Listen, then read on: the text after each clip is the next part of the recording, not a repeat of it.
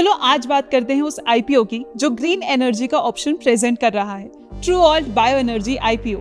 ट्रूऑल्ट bio energy India के सबसे बड़े बायोफ्यूल्स प्रोड्यूसर्स में से एक हैं, जिन्होंने अपनी स्ट्रॉन्ग पोजीशन बनाई है स्पेशली इथेनॉल सेक्टर में। मार्च 31, 2025 तक इनके पास 1800 KLPD की ऑपरेशनल कैपेसिटी है, जो इन्हें इंडिया का लार्जेस्ट इथेनॉल प्रोड्यूसर बनाता है with 3.6% market share. Company IPO से ₹839.28 करोड़ रेस करेगी, जिसमें से 150.68 करोड़ एक 300 KLPD कैपेसिटी का multi feed ethanol plant setup करने के लिए यूज होगा और 425 करोड़ अपने वर्किंग कैपिटल रिक्वायरमेंट्स को फंड करने में जाएगा। बाकी का 89 करोड़ का ऑफर फॉर सेल कंपोनेंट है। दोस्तों, आपको तो पता ही है इथेनॉल एक क्लीन फ्यूल है जो मेनली दो क्रॉप से बनता है, शुगर केन और मेज। अब करंट इंडियन गवर्नमेंट की सपोर्टिव पॉलिसीज की वजह से 11 सालों में इंडिया की इथेनॉल प्रोडक्शन कैपेसिटी 4 टाइम्स बढ़ गई है, जिसके थ्रू गवर्नमेंट ने 1.1 लाख करोड़ की बचत करी है। और इन पॉजिटिव आउटकम्स में ट्रूऑल्ट एनर्जी का भी एक रोल रहा है। कंपनी के पास कर्नाटका के बागलकोट डिस्ट्रिक्ट में 5 डिस्टिलरी यूनिट्स हैं, जहां शुगर बेल्ट होने की वजह से इथेनॉल के लिए रॉ मटेरियल्स इजीली अवेलेबल है। स्ट्रेटेजिक लोकेशन और स्टेट इंसेंटिव्स इन्हें नेशनल इथेनॉल टारगेट्स अचीव करने में एज देता है।